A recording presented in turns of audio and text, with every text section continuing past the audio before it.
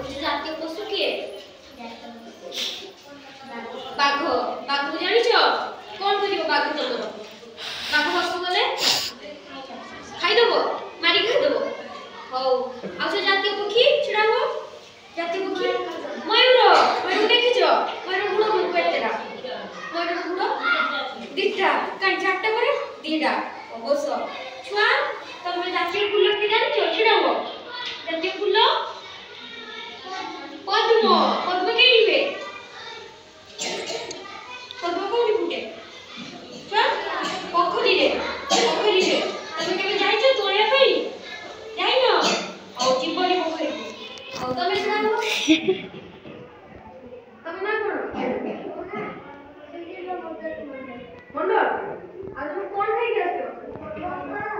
ଆଉ ହଉ ଠିକ ଅଛି। ଆଉ ଛିଡ଼ା ହୁଅ। ଆଉ